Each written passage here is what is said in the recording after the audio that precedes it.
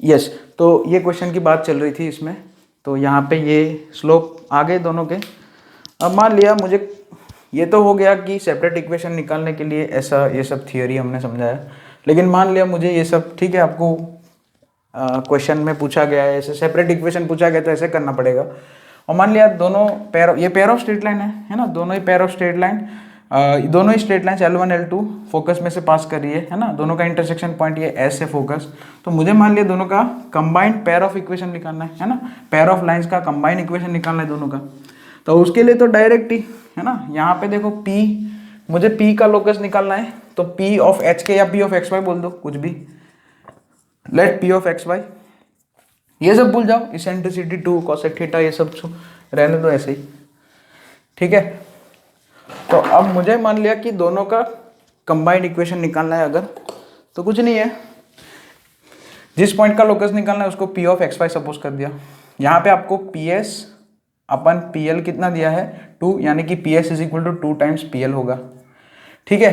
PS मतलब distance formula under root of करके है ना, तो मैं स्क्वायरिंग कर देता हूँ दोनों side, PS square is equal to 4, under root ना लिखना पड़े उसके लिए। सो एक्स वाई का ये है ना, इन दोनों में डिस्टेंस फॉर्मूला PS मतलब, so x minus 1 whole square plus y minus 1 whole square is equal to 4 into PL मतलब ये जो लाइन है x plus 2y minus 3 is equal to 0, उसका इस पॉइंट से परपेंडिकुलर डिस्टेंस, यानी कि ये P ऑफ एक्स वाई का इस लाइन से डायरेक्ट्रिक्स से परपेंडिकुलर डिस्टेंस, ठीक है। तो वो तो आपको पता है कैसे करना है, यहाँ पे मॉड्यूलस, यहाँ पे स्क्वायर है इसलिए मॉड्यूलस भगा दिया, सो x प्लस 2y माइनस 3, यहाँ पे x और y की जगह xy लिखेंगे, और अपन अंडर रूट क्या हो जाएगा 1 स्क्वायर प्लस 2 स्क्वायर यानी कि रूट 5 होल स्क्वायर है ना, होल स्क्वायर है देखो यहाँ पे, मॉड्यूलस वैसे आता है लेकिन होल स्क्वायर है तो मॉड्यूलस लिखने की क्या जरूरत है। तो यही आ गया, इसको थोड़ा एक्सपांड करके सॉल्व कर दो तो ये कंबाइन इक्वेशन आ गया है ना, इसमें एक्स स्क्वायर वाले टर्म आएंगे, वाई स्क्वायर वाले टर्म आएंगे, एक्स वाई वाला टर्म आएगा, यानी कि जनरल 2 डिग्री का इक्वेशन आएगा ये है ना, क्योंकि पेयर ऑफ स्ट्रेट लाइन का इक्वेशन है, ठीक है। ओके, तो ये कंबाइन इक्वेशन निकालने के लिए तो बहुत ही आसान प्रोसेस है, लेकिन अगर आपको क्वेश्चन में सेपरेट इक्वेशन पूछा है तो जो पहली मेथड की वो भी कर सकते हैं, वो इजी है इसमें।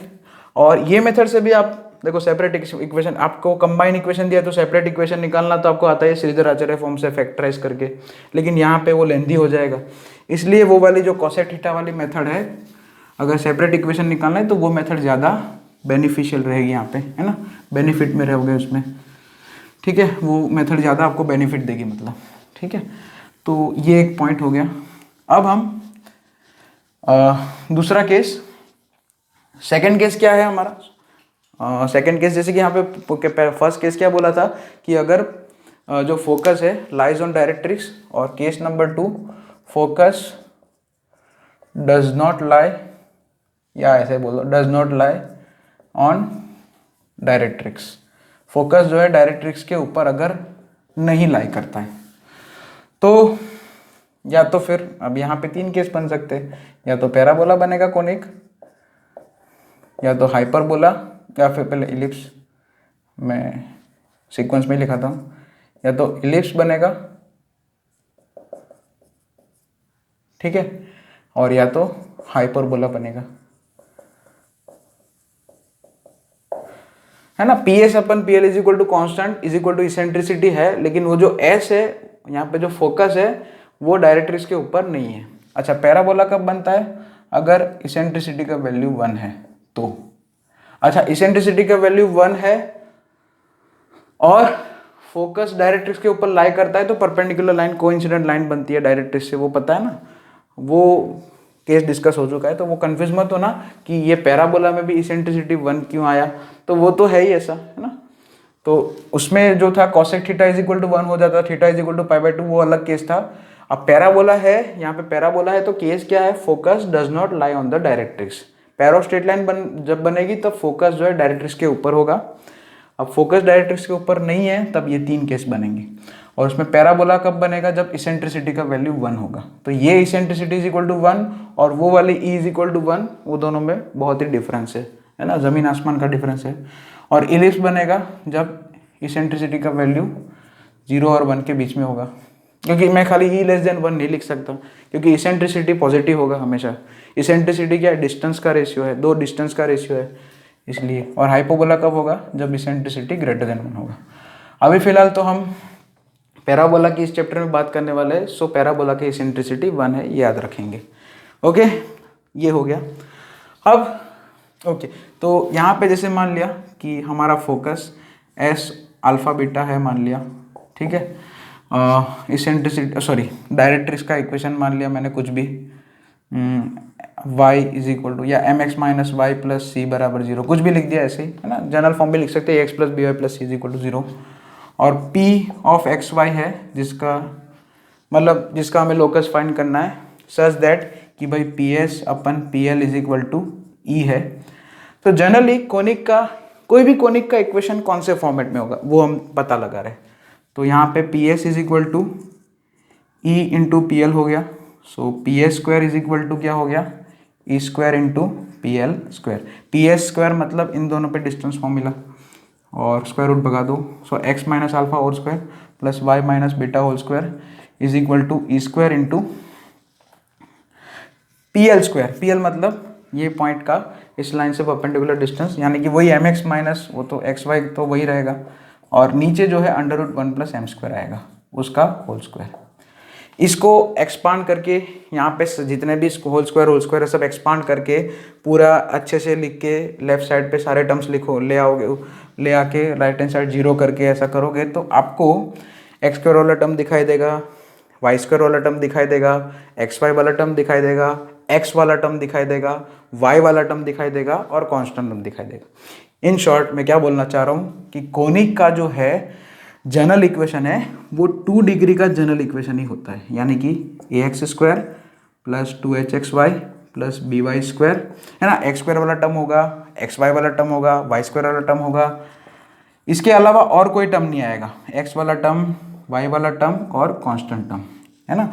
तो 2 डिग्री का जनरल इक्वेशन ही आएगा इन शॉर्ट तीनों का, ठीक है। पैराबोला का भी जो है, अब यहाँ पे तो हम सिंपल वाला ही पैराबोला जो हमारा जेई मेंस में सिलेबस में जो सिंपल वाला ही पैराबोला सीखेंगे वो अभी धीरे धीरे स्टार्ट करते हैं। उसमें स्टैंडर्ड पैराबोला है ना, वो तो बहुत ही ईजी है, लेकिन जनरली पैराबोला का भी इक्वेशन इस टाइप का हो सकता है, लेकिन वो डिपेंड करता है कि पैराबोला की डायरेक्ट्रिक्स क्या है, फोकस कहाँ पे है, वो सब डिपेंड करता है, ठीक है ना। तो मतलब मेरा कहने का मतलब ये है कि कोई भी कोनिक, ये तीनों में से कोई भी कोनिक है तो उसका इक्वेशन जो होगा उसमें ये 1 2 3 4 5 6 ये 6 टर्म के अलावा और कोई, ये 6 टर्म के अलावा और कोई टाइप का टर्म नहीं आ सकता, है ना। एक्स स्क्वायर वाला टर्म आ सकता है, एक्स वाई वाला टर्म आ सकता है, वाई स्क्वायर वाला टर्म, एक्स वाला टर्म, वाई वाला टर्म या कांस्टेंट टर्म, है ना। वाई क्यूब वाला टर्म नहीं आ सकता, है ना। इन शॉर्ट में ऐसा बोल रहा हूँ कि इसके ये 6 टर्म्स के अलावा और कोई टर्म्स नहीं आ सकता। अच्छा, ये 6 के 6 टर्म आए ऐसा भी जरूरी नहीं है, ठीक है। वो तो डिपेंड करता है ना, कोनिक कहाँ पे आपका कौन सा, उसका फोकस क्या है, डायरेक्ट्रिक्स क्या है, एसेंट्रिसिटी की वैल्यू क्या है, वो सबके ऊपर डिपेंड करता है, ठीक है। तो बस यही। अब यहाँ पे जैसे हमने पैराबोला, अच्छा अब यही है कि ये इक्वेशन सबसे पहले तो पैर ऑफ स्ट्रेट लाइन कब रिप्रेजेंट करता है वो तो हम जानते हैं। यहाँ पे डेल्टा डिफाइन किया जाता है एक, है ना, इसके लिए एक डेल्टा डिफाइन किया जाता है। पैर ऑफ स्ट्रेट लाइन वाले मेरे लेक्चर्स आपने अगर फॉलो किए हैं तो आपको पता होगा कि डेल्टा डिफाइन करते हैं हम ए बी सी माइनस, फिर देखो यहाँ पे तीनों का प्रोडक्ट, फिर ए बी सी, फिर यहाँ पे देखो मैंने ऐसा लिखना सिखाया था ए बी सी और एफ जी एच, है ना। तो ए के साथ एफ यानी कि minus a f square, b के साथ जी तो माइनस बी जी स्क्वायर, ऐसे याद रखने को सिखाया था आपको। और एक डिटर्मिनेंट भी डिफाइन किया था, उसकी कोई ज़रूरत नहीं है ना। तो ये डेल्टा करके एक मैंने अच्छा एक और टर्म आता है यहाँ पे प्लस 2FGH, वो लास्ट में लिख दो या बीच में लिख दो, जहाँ पे लिखो प्लस 2FGH, जनरली ABC के साथ ही लिख दो उसको, ठीक है। जैसे भी लिखो वो एक आएगा टर्म 2FGH करके, इतने टर्म्स का है ना। डेल्टा करके एक टर्म डिफाइन किया था मैंने, एक डिटर्मिनेंट डिफाइन किया था, याद करो, वो पैर ऑफ स्ट्रेट लाइन में लिखा गया था। तो अब यहाँ पे जैसा कि हम सब जानते हैं कि ये 2 डिग्री का जो जनरल इक्वेशन है वो पैर ऑफ स्ट्रेट लाइन अगर रिप्रेजेंट करता है, pair of straight line represent करता है तो डेल्टा बराबर 0 होता है। वो हमने प्रूफ भी कर रखा है। उसके लिए आपको अगर प्रूफ देखना है तो पैर ऑफ स्ट्रेट लाइन का लेक्चर्स आपको देखना पड़ेगा। स्ट्रेट लाइन के अंदर पैर ऑफ स्ट्रेट लाइन के लेक्चर देखने पड़ेंगे, और ठीक है, डेल्टा बराबर 0 हो जाएगा। तो यहाँ पे बस वही लिखते हैं कि जैसे कि आपको ये डेफिनेशन, कोनिक की डेफिनेशन से बोलना है कि पेयर ऑफ स्ट्रेट लाइन कब आएगा, तो उसमें तो क्या था कि अगर फोकस डायरेक्ट्रिक्स के ऊपर लाई करता है तो और इसेंट्रिसिटी की वैल्यू 1 और 1 से ज़्यादा होती है, तब जो है पेयर ऑफ स्ट्रेट लाइन्स मिल सकता है। और ये equation pair of straight line कब रिप्रेजेंट करेगा, है ना, तो यहाँ पे लिख देते हैं ax² plus 2hxy plus by² plus 2gx plus 2fy plus c बराबर 0। ये जो है पेयर ऑफ स्ट्रेट लाइन है ना, ये first if delta is equal to 0, if delta is equal to 0 then equation 1, इसको 1 बोल दिया, इक्वेशन 1 रिप्रेजेंट PSL यानी कि पेयर ऑफ स्ट्रेट लाइन्स। अब यहाँ पे ये केस 1 पूरा एक अपने आप में केस ही हो गया। और दूसरा केस, उसमें मान लिया डेल्टा 0 नहीं है, तो डेल्टा 0 नहीं है तो ये तीनों में से कोई आएगा, है ना। डेल्टा अगर 0 नहीं है, if delta is not equal to 0, तो या तो पैराबोला बनेगा, या तो मतलब इक्वेशन 1 पैराबोला रिप्रेजेंट करेगा, या तो हाइपरबोला, या फिर इलिप्स, दूसरा इलिप्स होता है, और या तो हाइपरबोला, एच बी मतलब हाइपरबोला। लेकिन इसमें डेल्टा नॉट 0, तो जैसे इसेंट्रिसिटी में 3 कंडीशन आई है, पैराबोला कब रिप्रेजेंट करता है, जब ई इज इक्वल टू 1 होता है तब। इलिप्स कब रिप्रेजेंट करता है, जब इसेंट्रिसिटी की वैल्यू 0 से 1 के बीच में हो। और हाइपरबोला कब बनता है, जब इसेंट्रिसिटी 1 से ज़्यादा हो। तो ये वाला जो 2 डिग्री का जनरल इक्वेशन है, वो पैराबोला कब रिप्रेजेंट करेगा, एक तो डेल्टा 0 नहीं होना चाहिए, और दूसरा h² की वैल्यू AB के बराबर होनी चाहिए। अब ये कहाँ से आया, क्यों आया, ये सब इतना डिटेल में जाने की ज़रूरत नहीं है, वो उसमें तो पूरा है ना, पूरा 2-3 लेक्चर और चले जाएंगे, है ना, फालतू में। और इलिप्स कब बनेगा, if h² is less than AB है तब। और हाइपरबोला कब बनेगा, जब h² ग्रेटर देन AB है। तो याद कैसे रखेंगे, देखो अब याद कैसे रखना है, ये चीज़ आपको याद रह जाएगी कि पैराबोला यानी कि इसेंट्रिसिटी इज इक्वल टू 1। तो यहाँ पे देखो इक्वल टू है, तो यहाँ पे भी इक्वल टू है। देखो तीनों में h² है, तीनों का कंपैरिजन h² और AB के साथ है ना, तीनों के लिए कंडीशन जो है उसमें कंपैरिजन क्या है, h² और AB का है। पैराबोला है तो h² और AB बराबर के होंगे। इलिप्स है तो h² की वैल्यू AB से कम होगी, यानी कि h² माइनस AB क्या होगा, लेस देन 0 होगा, ऐसा भी बोल सकते हैं। और हाइपरबोला होगा तो h² minus AB greater than 0 होगा। हाइपरबोला वाले केस में तीनों केस में, तीनों कोनिक के लिए, तीनों कर्व के लिए, पैराबोला, इलिप्स, हाइपरबोला, तीनों के लिए डेल्टा की वैल्यू तो 0 नहीं है ना। डेल्टा यहाँ की यानी कि ये ABC minus AF² minus BG² minus CH² plus 2FGH, ये इसकी वैल्यू तो 0 नहीं होगी, नॉट इक्वल टू 0 होगा, है ना। अगर इक्वल टू 0 हो गया तो पेयर ऑफ स्ट्रेट लाइन, वो तो ऐसे ही खत्म हो गया, पहला केस ही, फर्स्ट केस वो हमने समझा था। तो डेल्टा अगर 0 नहीं है तो या तो पैराबोला, या तो इलिप्स, या तो हाइपरबोला। लेकिन खाली डेल्टा नॉट इक्वल टू 0 से ये तीनों तो डिफाइन नहीं हो रहे, तो उसके लिए अगर पैराबोला है तो h² is equal to AB होगा, इलिप्स है तो h² की वैल्यू AB से कम होगी, और हाइपरबोला है तो h² ग्रेटर देन AB। ठीक है, ये आपको अब देखो यहाँ पे याद रखने की टेक्निक भी है। देखो पैराबोला में इधर इसेंट्रिसिटी में इक्वल टू है तो यहाँ पे भी इक्वल टू आएगा। इलिप्स में देखो लेस देन है तो यहाँ पे लेस देन आएगा, h² AB में भी लेस देन आएगा। और हाइपरबोला में देखो E ग्रेटर देन 1 है तो इधर भी देखो इस वाले में भी h² ग्रेटर देन AB आ जाएगा। तो आप ऐसे इसको याद रख सकते हैं, और आपको याद ही रखना है, इसमें डिटेल में जाने की ज़रूरत नहीं है ना। डिटेल में अभी कोई ज़रूरत नहीं है, आप हायर इंजीनियरिंग मैथमेटिक्स सीखोगे अगर आगे जाके तो ज़रूरत पड़ेगा, वरना अभी एज सच कोई हमें रिक्वायरमेंट नहीं है। ठीक है, इस चैप्टर में हमें तो खाली पैराबोला ही देखना है। ठीक है, तो अब ज़्यादा टाइम वेस्ट ना करते हुए हम पैराबोला सीधा स्टार्ट कर देते हैं। Okay, direct. तो उसमें भी पैराबोला में तो हम सीधा स्टैंडर्ड पैराबोला ही पढ़ने वाले हैं। पैराबोला में हम सब जानते हैं कि इसेंट्रिसिटी 1 होता है, E का वैल्यू 1 होता है। ठीक है, तो स्टैंडर्ड पैराबोला जिसमें हमने फोकस, जैसे कि मान लिया कि सर्कल वाले केस में कि भाई ऐसे मैं आपको बोलूँ, अब यहाँ से चैप्टर स्टार्ट हो रहा है हमारा पैराबोला, तो मैं बात कर रहा हूँ सबसे पहले हमारा वही है स्टैंडर्ड पैराबोला, हमारा पहला यही है ना, ये पहला टॉपिक यही है पैराबोला का। अभी तक जो चल रहा था इंट्रोडक्शन ऑफ कोनिक था, जिसमें हमें थोड़ा डिस्कशन किया अच्छे से। अच्छा, स्टैंडर्ड पैराबोला,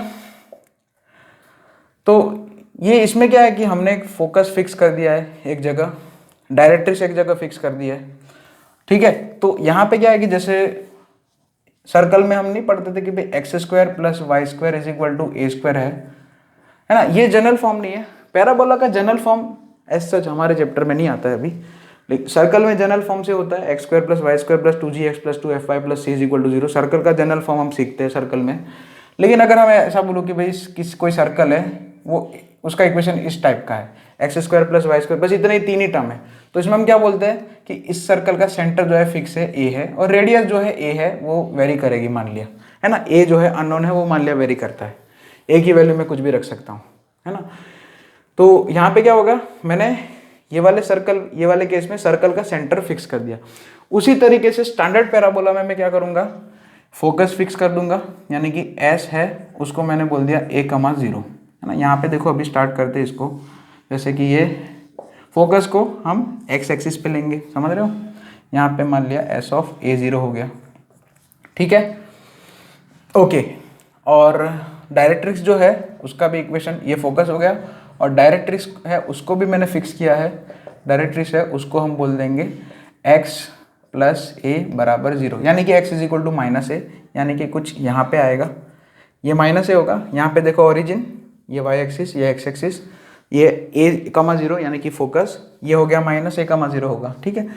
और इसी मतलब x एक्सिस से परपेंडिकुलर, है ना, यहाँ पे ये x plus A is equal to 0, यानी कि हमारी जो डायरेक्ट्रिक्स है वो वर्टिकल लाइन है परपेंडिकुलर टू x एक्सिस है, ठीक है। तो ये पॉइंट हो जाएगा हमारा माइनस a,0। अच्छा, ये वर्टेक्स मिड, सॉरी वर्टेक्स अभी बाद में आते हैं, उसके ऊपर वर्टेक्स क्या है वो सब वगैरह वगैरह नेक्स्ट क्लास में प्रोबेबली होगा वो। यहाँ पे जो ओरिजिन है ये पॉइंट फुट ऑफ डायरेक्ट्रिक्स ऐसा बोलेंगे इसको, है ना, ये जो पॉइंट है उसको बोलेंगे फुट ऑफ डायरेक्ट्रिक्स, और ये एस उन दोनों का मिड पॉइंट होगा ये ओ, क्योंकि ये माइनस a,0 है, ये a,0 है, ये 0,0 होगा ओरिजिन, ओके। तो इस वाले केस में अभी हमारा क्या, ये पैराबोला है, सो मान लिया P पॉइंट कहीं यहाँ पे है, P ऑफ H के उसका लोकस निकालना है, हमें पता है ये पैराबोला शेप आएगा, ठीक है, लेकिन फिर भी इक्वेशन क्या आएगा, तो उसके लिए हमारी थियोरी, स्टैंडर्ड थियोरी कि भाई PS अपन PL is equal to E होगा, है ना। ये पॉइंट का, मूविंग पॉइंट का ये फिक्स पॉइंट फोकस से, और ये क्या डायरेक्ट्रिक्स से परपेंडिकुलर डिस्टेंस कैसा होगा, उनका रेशियो क्या होगा, कांस्टेंट होगा। और ये क्योंकि पैराबोला है, ऊपर मैंने लिखा हुआ है पैराबोला, तो E इज इक्वल टू 1 होगा, यानी कि मैं क्या बोल सकता हूँ, PS बराबर PL। अच्छा, P ऑफ XY लिखो, H का क्यों, H के छोड़ो, P ऑफ XY डायरेक्ट ही हमारा XY में आ जाएगा, है ना। अभी तो है ना बड़े हो गए हैं ना, लोकस निकालने के लिए अब ऐसे ही है ना, सीधा P ऑफ XY करो, ये क्या P ऑफ HK करे, फिर P ऑफ, है ना, फिर HK की जगह XY पुट करे, उससे अच्छा डायरेक्ट ही P ऑफ XY कर दो। तो PS is equal to PL, तो PS square is equal to PL square, PS मतलब P और S के ऊपर distance formula, distance between P and S, तो उसका भी स्क्वायर कर दिया है, तो x माइनस ए का whole square plus y minus 0 का होल स्क्वायर मतलब y स्क्वायर हो जाएगा, is equal to PL square. So PL square मतलब perpendicular distance of point P of XY to the line x plus A is equal to 0, तो वो कुछ नहीं होगा, मॉड्यूलस x प्लस ए अपन under root 1 square plus 0 square का whole square.